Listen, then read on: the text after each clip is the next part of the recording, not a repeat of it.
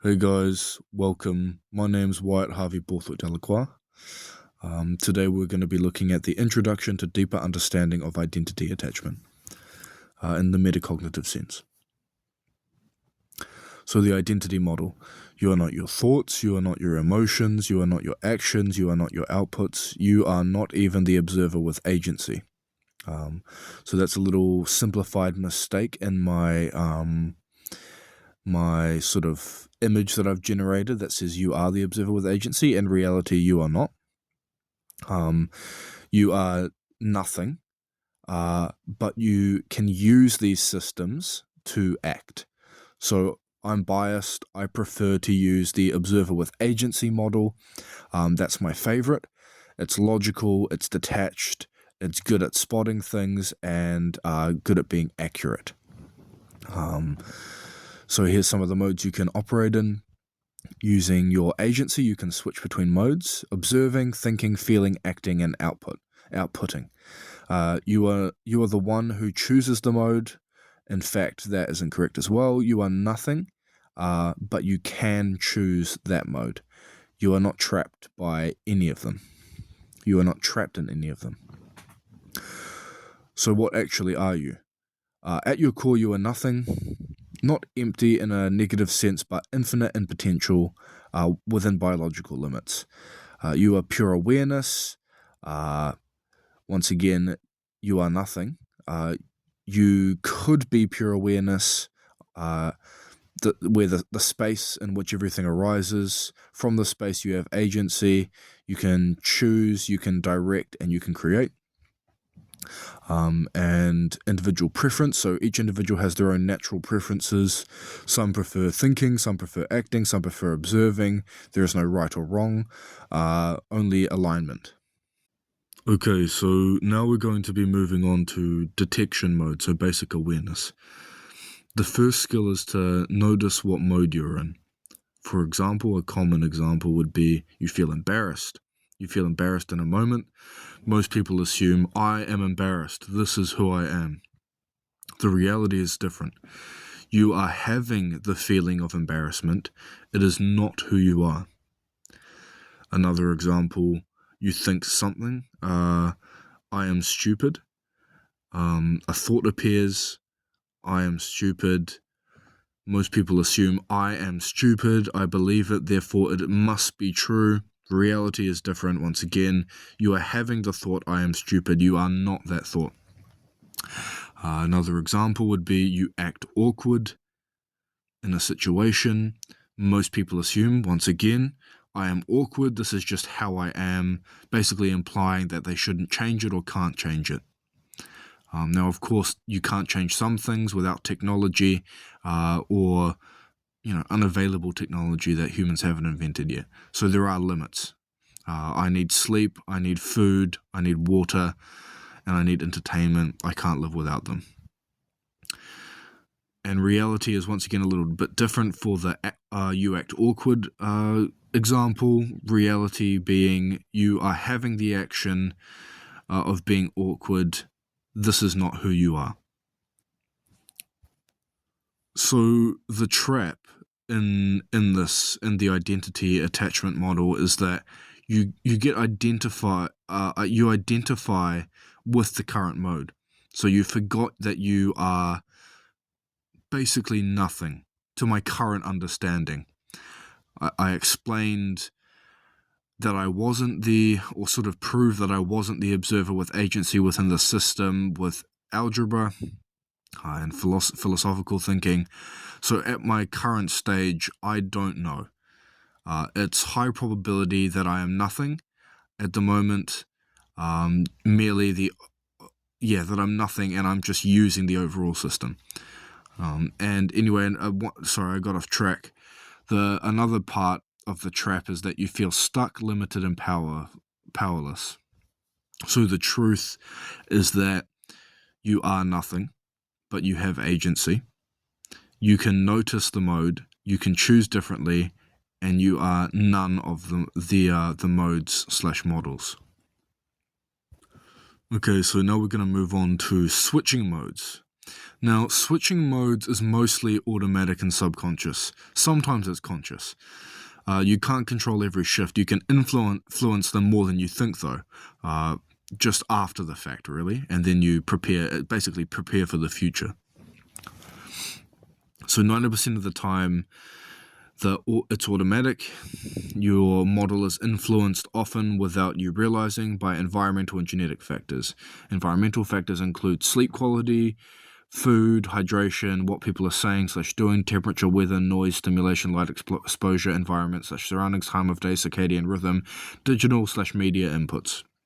Genetic biological factors, genetic predisposition, neurochemistry, hormonal state, immune / physical health, stress balance, stress baseline, and developmental wiring. So that's 90% of the time. Now, 10% of the time, you can consciously do it. This happens for me personally when I'm focused and open. You can continuously switch modes when you're in this sort of zone. The requirements that for this 10% of time conscious switching are that you are present, you are aware, you are open to new ideas, you are flexible, you have energy, you are not overwhelmed, and you have clarity of intention. What this looks like: you notice your current mode, you choose a more useful mode, you make the internal shift, you act from the new mode. Conscious control is limited but extremely powerful. How modes shift the reality. So inputs, state, default mode, behavior, outcome. The key truth: you are not fully in control. You are more than a victim, though. You can influence more inputs. You can build more access to the 10%. Mastery equals designing your environment plus your state. What to focus on: improve your inputs, strengthen your baseline, increase your awareness, expand your access to conscious choice, design a life that supports the better modes. Small daily improvements compound. Remember, you are not the default. You are the one who can choose. But remember this whole thing about identity. You are nothing, but you have agency. So you are nothing. You have agency to choose, refine, and elevate. Freedom is earned through design, awareness, and disciplined action. Disclaimer: speculative, not definite. Genetics influence potential, not destiny. Environment influences state, not identity. You are more than your inputs and inheritance. You are the architect of your becoming. Okay, so now we will be describing or talking about changing your mode in 10 seconds. So you are not your reflection. You are the one who... Well, it's challenging because I'm just reading the sort of material that I created with AI. So AI generated the images based on my systems, but it's still trying to make it easy for you and less abstract for you guys to understand. But that isn't the point of this lesson. The point is to give you the raw system and then simplify it once I've taught the whole system and make it accessible. So you are not your reaction. You are not the one who chooses. You are nothing, but you have agency to choose the next move. So number one, the trigger, a salience signal, SALIENCE. Now I'm not sure if I'm pronouncing that correctly, but it's okay, I'll learn. Something grabs your awareness with intensity. It feels important, urgent, or damaging. Examples: heavy emotion, shocking news, conflict or criticism, unexpected problems, physical pain or stress, fear of loss or failure. Number two, the awareness. You catch it, you remember, I am not this, this is merely happening. You step back, you create space, you return to using the observer mode. 3, you choose consciously what mode to switch to. Wait and watch, observe, think, act, feel, or process intentionally. Output, create. You choose alignment over impulse. 4, action. You take deliberate action from the chosen mode. You change your state and direction. You move, speak, breathe, create, or adjust your environment. Remember, humans are great at dominating the environment. Personally, I believe we should cooperate with it, but still be in deep control of it. We should be more like guides than submissive slaves like ants. But we do need to take care of it. Anyway, I'm just saying that we have the the bioavailability to completely change and control environments. For example, I'll just branch off here for a second. So if you look at a chimpanzee goes into the Arctic, dies. What do humans do? Humans skin a polar bear, wrap it around them. Oh wow, how amazing. They can now survive in the Arctic. So another example would be bears. They hibernate in caves, they live in caves. They cannot leave and live without a cave or hibernate without a cave.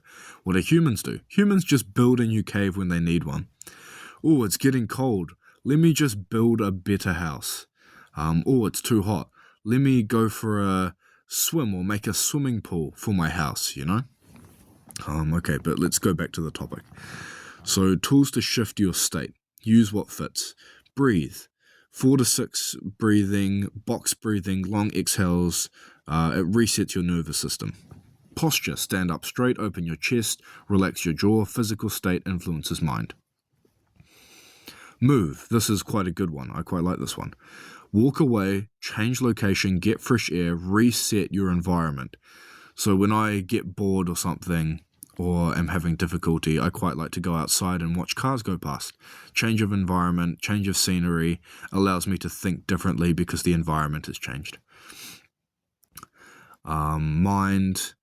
Label the mode, reframe the story, ask better questions, choose new focus. Observe, watch the mind, feel without becoming it, stay as the observer. Key principles. You are not the one who chooses. You are nothing with agency. So you can choose, but you are not the identity that chooses. You are not trapped in any mode. Awareness creates freedom. Freedom creates better action. Remember, you don't control the trigger, but you always control the gap between stimulus and response. That gap is your power. The goal, not to avoid triggers, but to master your response to them. Mastery is freedom. It's like that Stoicism thing, but I believe Stoicism in the modern world is just like reading a children's book, really. The way it's presented to us is so simple. We have no idea the deeper understanding of it. We can only infer it. Imagine what Marcus Aurelius, I think he's one of the Stoics. Imagine what that fella would have truly deeply understood about Stoicism. That would have been an incredible thing to listen into and listen on, but we have no idea. Okay, so now we'll move on to using mode strategically. So use the right mode for the right purpose or situation. Important warning, I am human. These ideas are my current best models, not absolute truth. They are biased, potentially incomplete, and sometimes wrong. I assign them high probability of being accurate, but not certainty. My preferred mode, I prefer observer with agency within the system mode. I use it when problems arise. I use it when I feel intense emotions. I use it in almost every situation. I am nothing. I use this mode. Example, conflict within a group, certainty is real. The situation, conflict arose in a group around the idea that certainty is real. I firmly believe it is not. Why? Because certainty implies perfection. Perfection cannot exist, yet people act as if it does.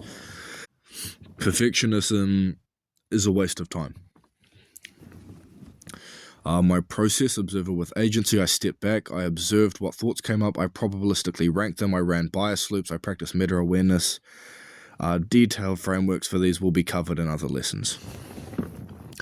What I realized, these people were highly intelligent but not necessarily accurate in terms of reality, only in their own minds. And to be fair, they were trying to make the distinction between their minds and reality by saying stuff like, we're not talking about reality, we're just talking about the mind. And still, I think it's unhealthy to assume that even in the mind, certainty can exist. But to give them credit, they did make that distinction. They did not mess up. They were not wrong. They just weren't completely accurate. So they weren't inaccurate completely, but they weren't accurate completely. What I realized, I said that. Their view, mistranslation, certainty exists. Without certainty, you can't make actions. My view, probabilistic accuracy, you can make accurate actions without certainty. You rank options probabilistically, then act with confidence. In their mind, obviously I don't believe in confidence, but you act with what they would call confidence, not false certainty. The result, different models, different values, different conclusions. The takeaway: use observer mode to gain clarity, use thinking to understand, use feeling to connect, use action to move, use output to create impact, but always return to the observer so you can choose again. Here's some of the modes that I've discovered so far. So observer with agency, thinking mode, generate ideas, solve problems, plan, best for logic, analysis, learning, strategy. Feeling mode, feel and process emotions, connect, best for empathy, healing, connection, emotional processing.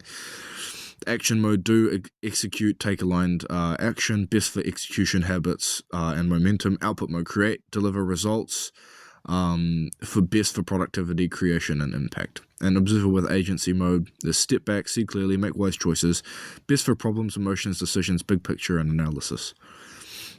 Key principle: match the mode to the moment, switch when needed. Mastery is knowing when to be each mode and when to return to observer with agency. So when to switch, when emotions take over, when stuck in patterns, when clarity disappears, when the environment changes, when a different approach is needed. Remember, you are not the mode. Hold on, before I go further. So when a different approach is needed, you have to really make sure that you've done simple first. I had a habit of making up my own rules to get it to a result and then getting it wrong because they were tricking me. So you need to try all the simple answers, and if all the simple answers fail, so you try one simple, discard if it doesn't work, try another simple, try all the simple answers, and if they don't work, if they fail, make your own answer up, make your own system up, make up a system that'll work for that situation. Okay, so remember, you are not the mode, you are the one who uses the mode. Sorry, fuck, my apologies. You use the mode, you aren't the identity. No mode is better, each serves a purpose. Your freedom, you can't control everything, but you can master your response to it. Once again, sounds pretty stoic-y. And I wonder if this is what the Stoic philosophers had in mind. But I can't know that, can I? Okay, and the last point of this lesson, before we do it, this isn't about memorizing the answers. It's about memorizing the system so you can get any answer in terms of the field or topic of identity attachment. So it's not about finding the answer, it's about finding the system, memorizing it, and then checking for the answers to make sure that your system is working. Not because you want the answer, but because you want to know if the system is working. So the feedback loop: improve, adapt, evolve. It's not about being right, it's about getting better. The core loop: action.